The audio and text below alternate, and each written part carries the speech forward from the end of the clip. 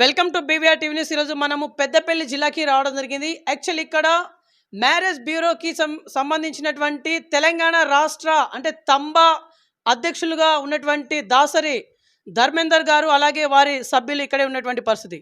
Actual ఇక్కడ తంబా అనేది ప్రస్తుత సమయంలో దూసుకుపోతున్నటువంటి పరిస్థితి. అంటే మ్యారేజ్ ఎక్కువగా చేస్తున్నటువంటి అసోసియేషన్లో తంబా అనేది మేజర్గా వినిపిస్తున్నటువంటి పేరు.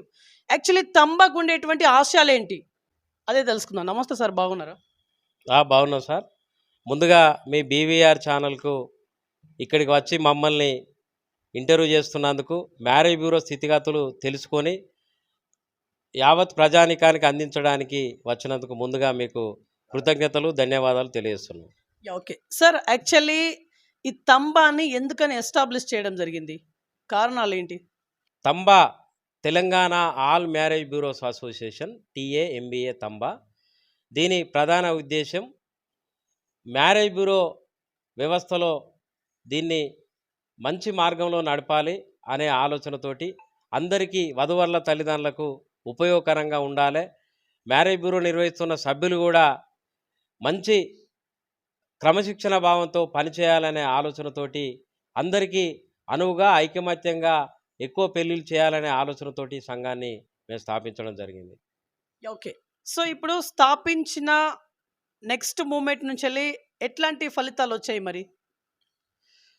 మా అసోసియేషన్లో వివిధ కులాలు, మతాలు, వయసు తారతమ్యం భేదం లేకుండా మహిళలు అందరూ మా అసోసియేషన్లో ఉన్నారు.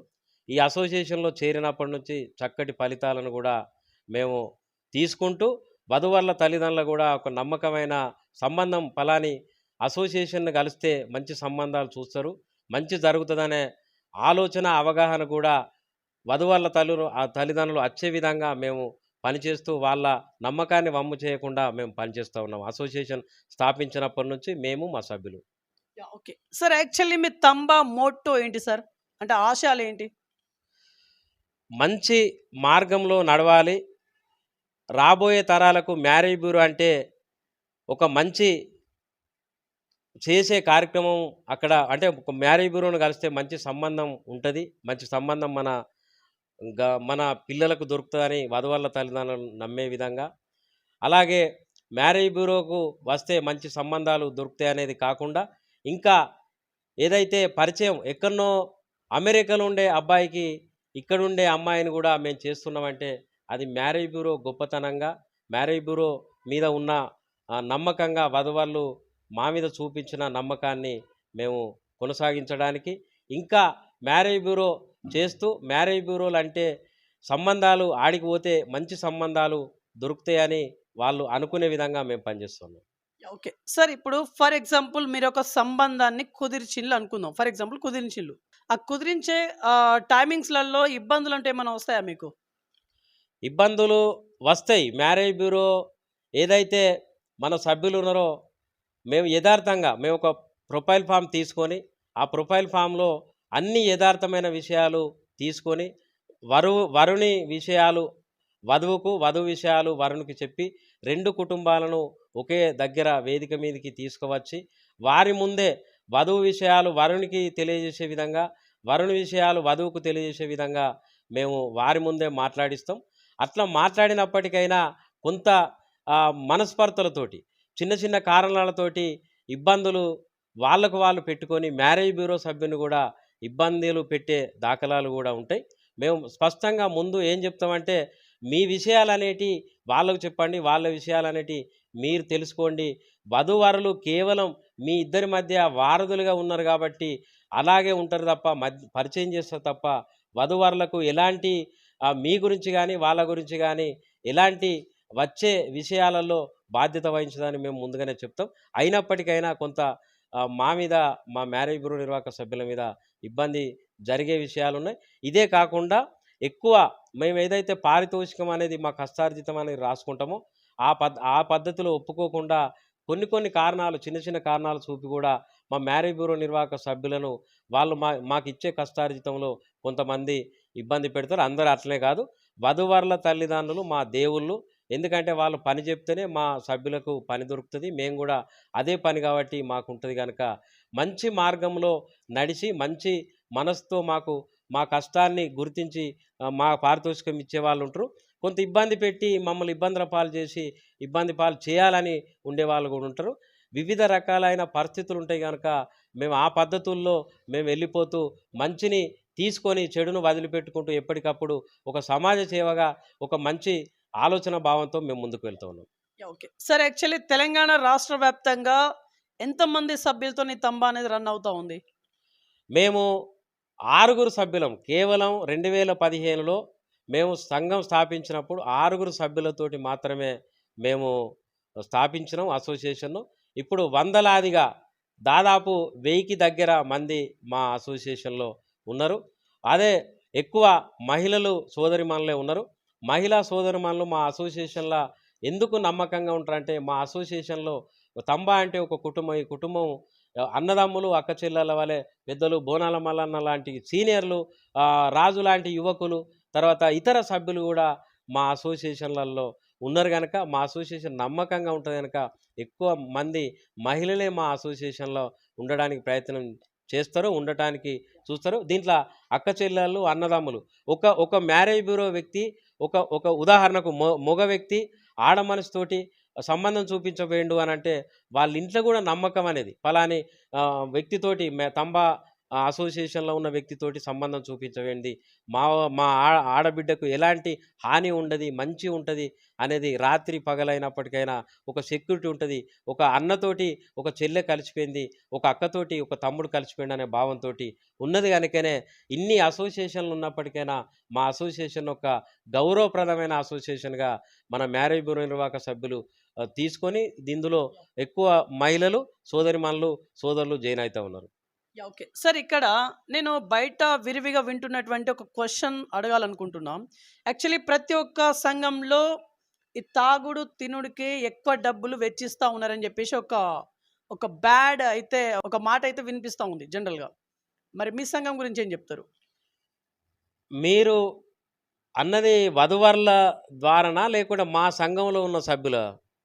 యాహ్! మీ సంఘంలో ఉన్నటువంటి సభ్యులే ప్రతి మంత్ కావచ్చు, లేకుంటే ఇట్లా 45 డేస్ కానీ, 50 డేస్ కానీ ఒకసారి ఇట్లా మీటింగ్స్ ఏర్పాటు చేసుకొని, ఇట్లా తాగుడు, తినుడుకే అయిపోతాంది. ఈ సంఘం వేస్ట్ అని జెప్పేసి చాలామంది చెప్తా ఉన్నారు.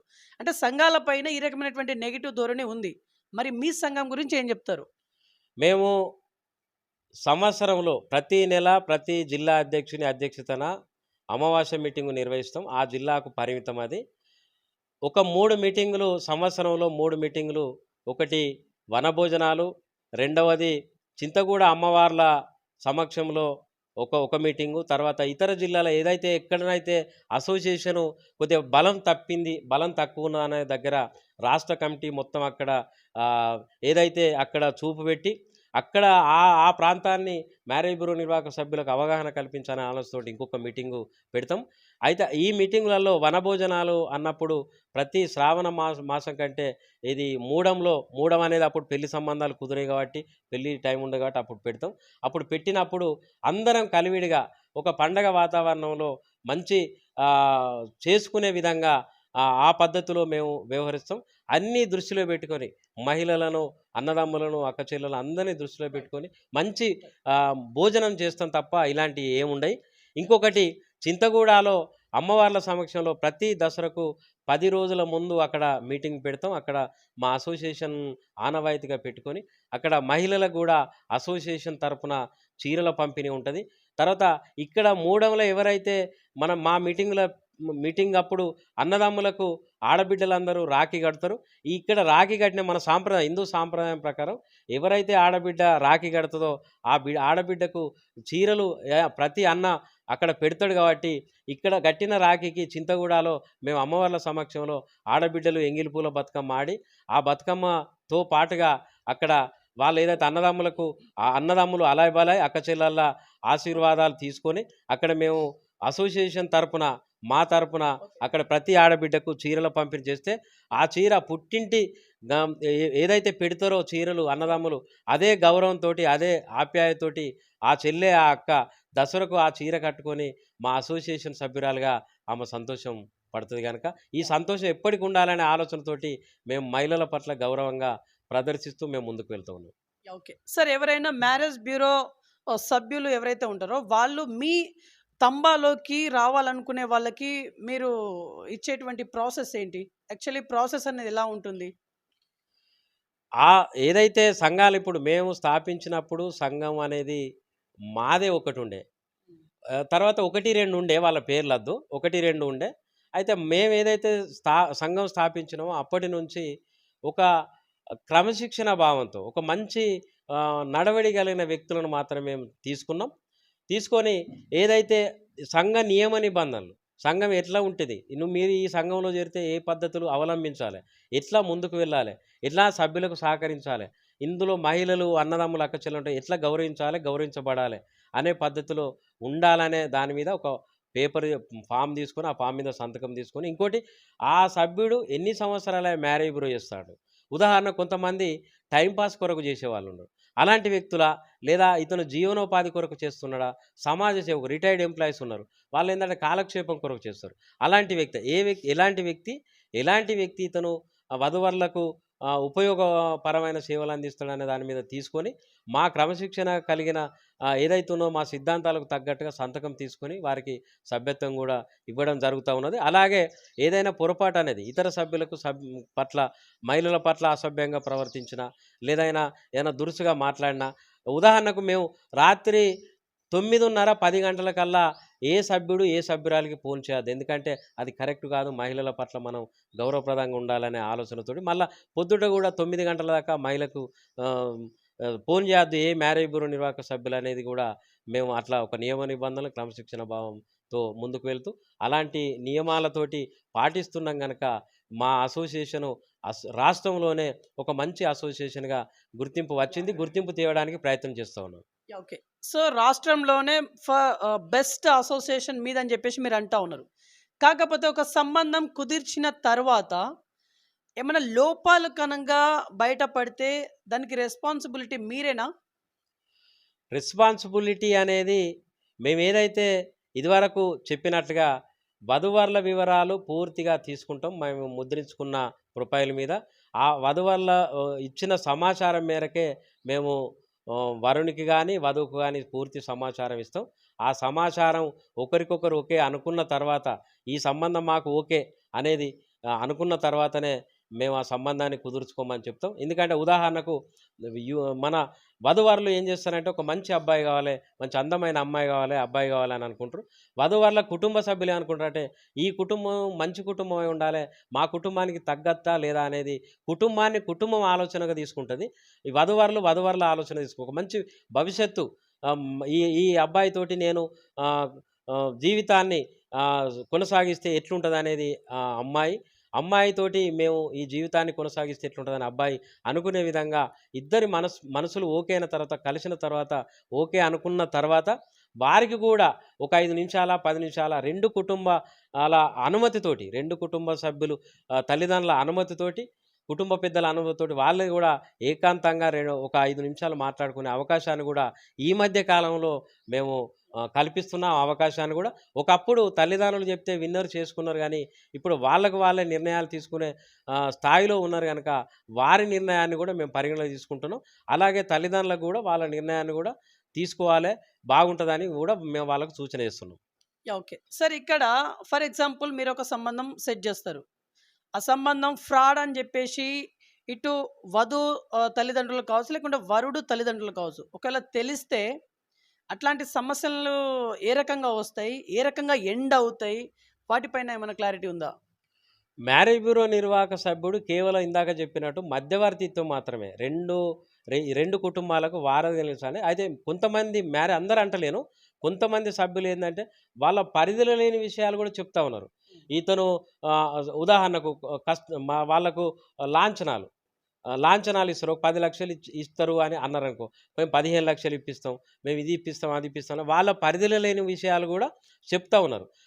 అలాంటివి చెప్పొద్దు. మా మా అసోసియేషన్‌లో అట్లాంటివి మేము ప్రాధాన్యత ఇయ్యం.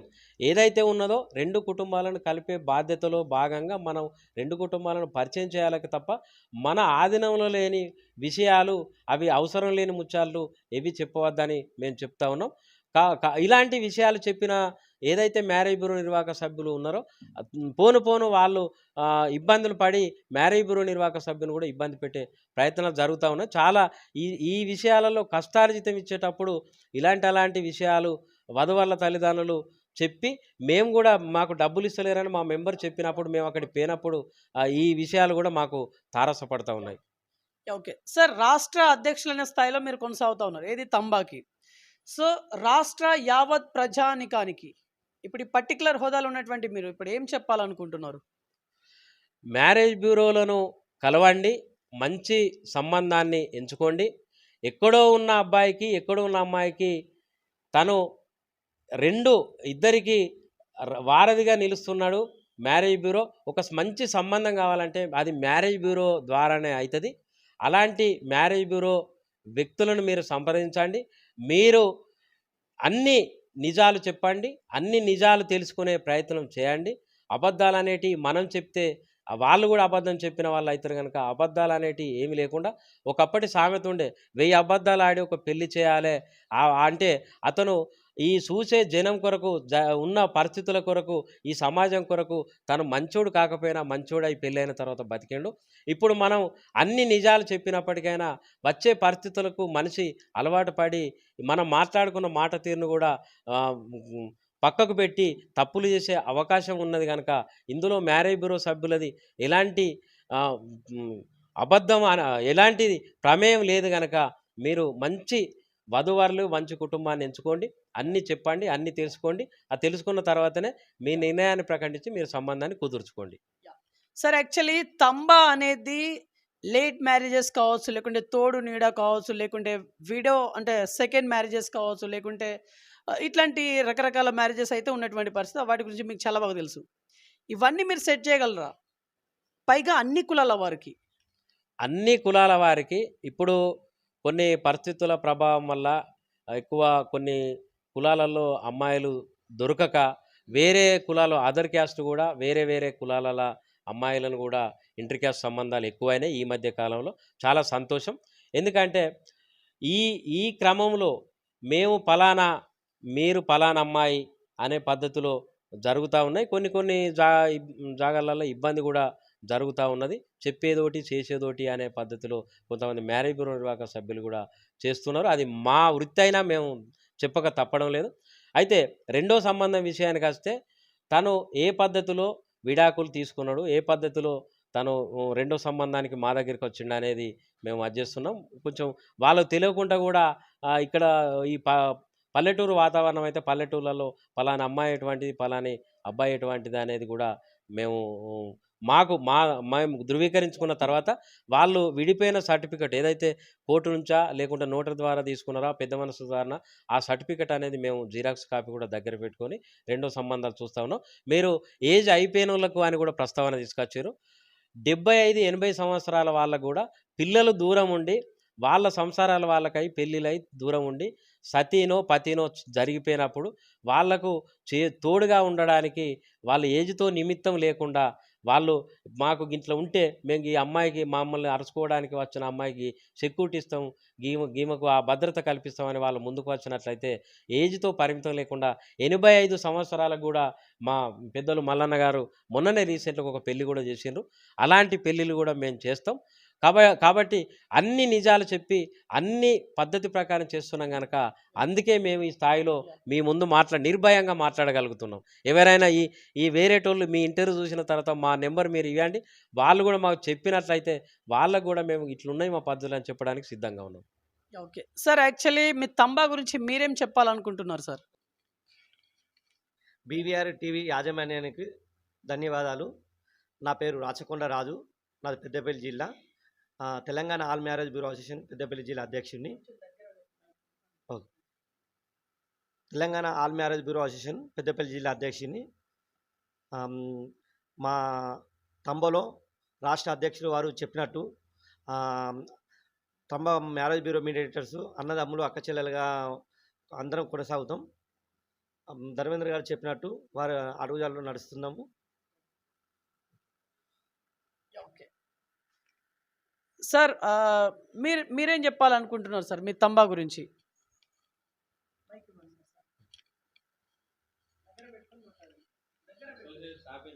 బీవీఆర్ ఛానల్కి స్వాగతం. మరి ఈరోజు వారు మాకు ఇంటర్వ్యూ తీసుకున్నందుకు వారికి స్వాగతం, ధన్యవాదాలు. మేము ఈ తంబా స్థాపించినప్పటి నుంచి కూడా ముందుగా మాది దాసరి ధర్మేందర్, నేను రాష్ట్ర అడ్వైజర్గా మొదటి నుంచి ఉన్నాను. ఆయన అధ్యక్షుడి నుంచి ఇప్పుడు జేసీ అధ్యక్షుల దాకా కూడా ఎదగడం జరిగింది. మరి మా యొక్క ఈ తంబాల ఉన్నటువంటి సభ్యులందరూ మిగతా చాలామంది కూడా మా తంబాల నుంచి విడిపోయి వేరే వేరే పెట్టుకోవచ్చు, తప్పేం లేదు.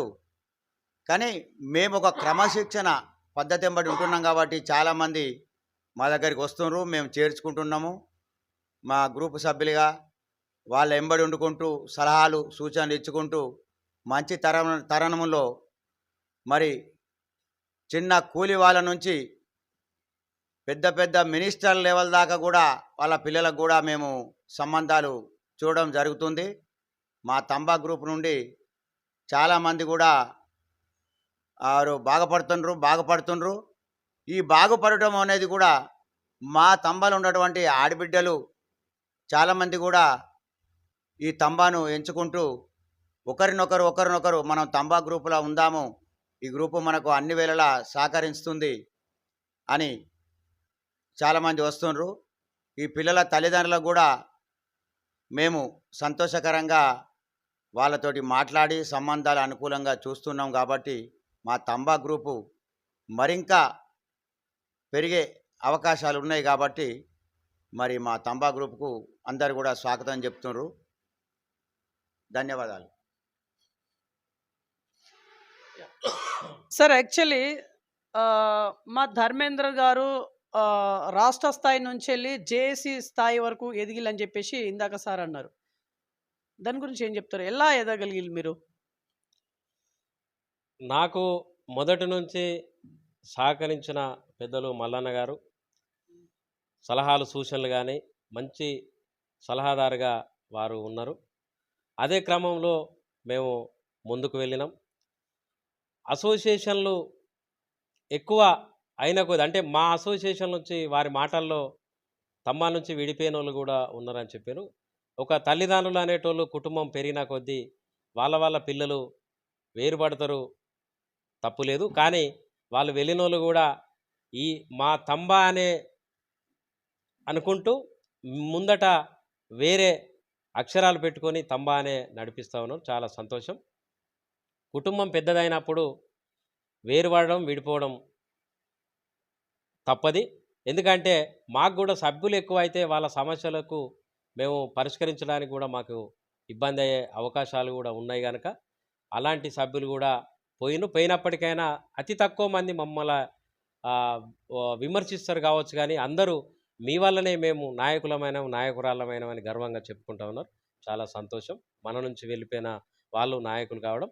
అలాగే జేఏసీ విషయానికి వస్తే జేఏసీ కూడా joint action committee, Telangana marriage bureau associations అన్నీ కలుపుకొని జేఏసీ కూడా ఏర్పాటు చేయాలని జేఏసీ కూడా ఏర్పాటు చేసుకున్నాం. కొన్ని అసోసియేషన్లను కలుపుకొని కూడా ముందుకు వెళ్తున్నాం. జేఏసీ ముఖ్య ఉద్దేశం ప్రభుత్వం మమ్మల్ని గుర్తించాలి, ప్రభుత్వపరమైన సహాయ సహకారాలు అందించాలి, ప్రభుత్వం మమ్మల్ని గుర్తిస్తూ మాకు సరైన పద్ధతిలో సహాయ సహకారాలు అందిస్తూ ఉండాలి, ఎప్పటికీ మాకు అండదండగా ఉండాలని ప్రభుత్వానికి కూడా మేము మా సమస్యలను నినదించాం. అలాగే ఆ పద్ధతుల్లోనే ముందుకు వెళ్తూ ఉన్నాం.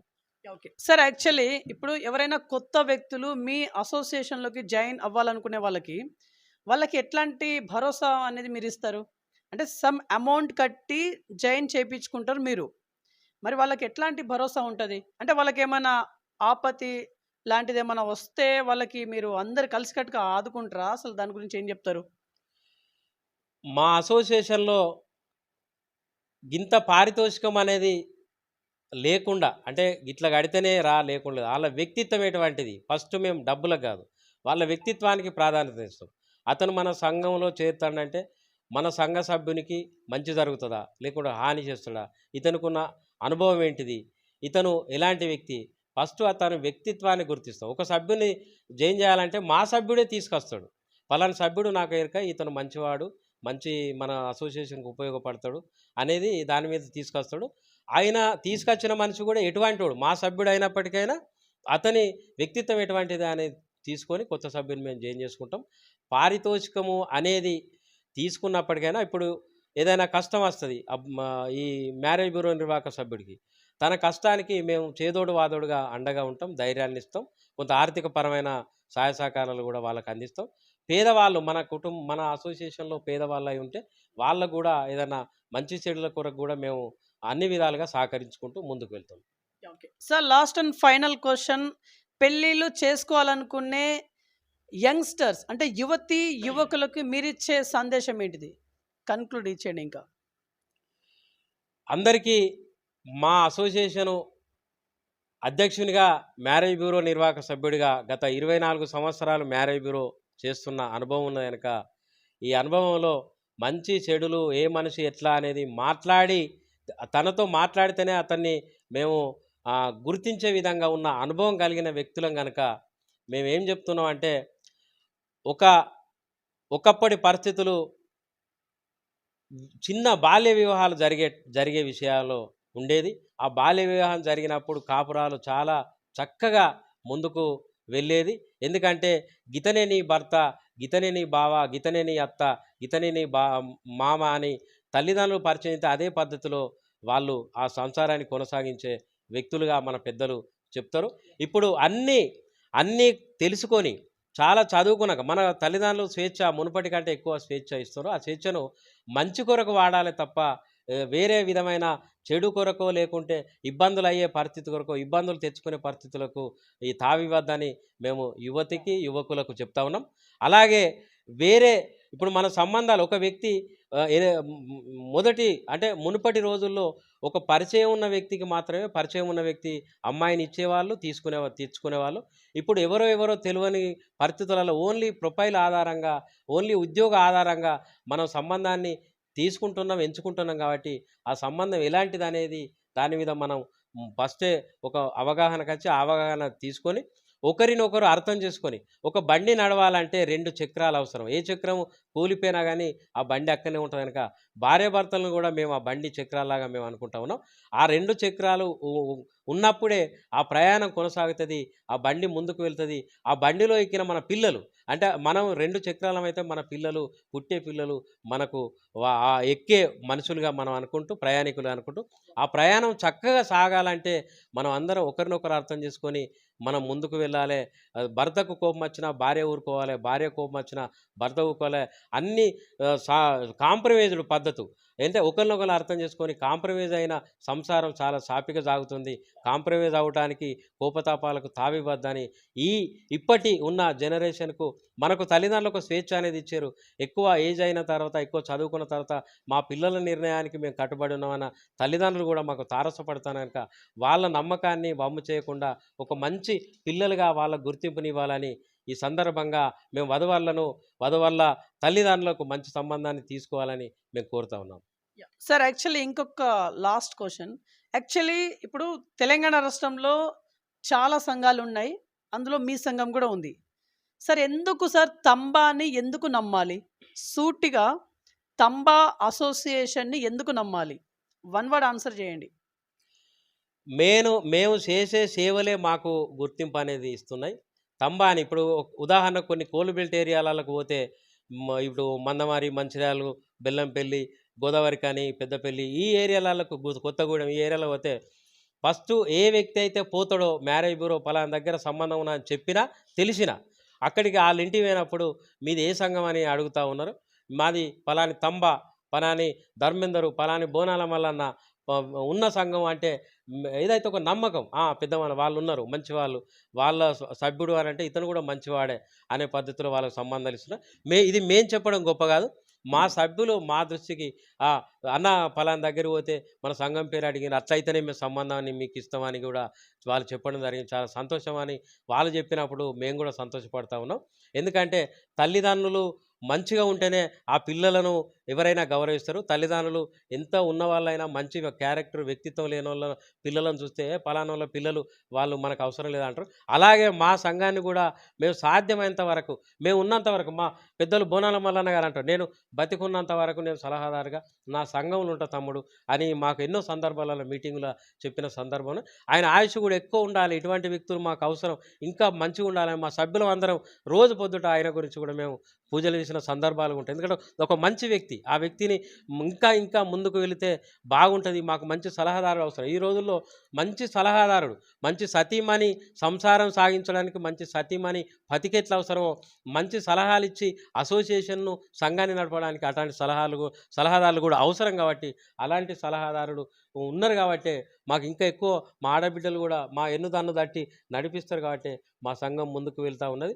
అలాంటి క్రమంలో మేము వధువులకు కూడా మేము చెప్తా ఉన్నాం, మ్యారేజ్ బ్యూరో నిర్వాహక సభ్యులు మీ దగ్గరికి వచ్చినప్పుడు మీరు ఏదైతే మంచి సభ్యుల్ని ఎంచుకోండి, మంచి సంబంధం ఇవ్వండి. మీ అమ్మాయి అబ్బాయిల భవిష్యత్తు కొంతవరకు మ్యారేజ్ బ్యూరోల చేతులు ఉన్నది, అంతవరకు ఉన్నది. కాబట్టి అలాంటి వ్యక్తిని ఎంచుకున్నాకనే మీరు సంబంధాన్ని ఇవ్వాలని నేను మ్యారేజ్ బ్యూరో వధువర్ల తల్లిదండ్రులకు నేను విజ్ఞప్తి చేస్తున్నాను. రైట్. సో చూశారు కదండి, ఇది ఇవాళ ఇంటర్వ్యూ. నెక్స్ట్ మరొక ఇంట్రెస్టింగ్ మరి ఇంపార్టెంట్ అవుతాం. మీరు చూస్తున్నాం BVR TV news. Until then bye, take care.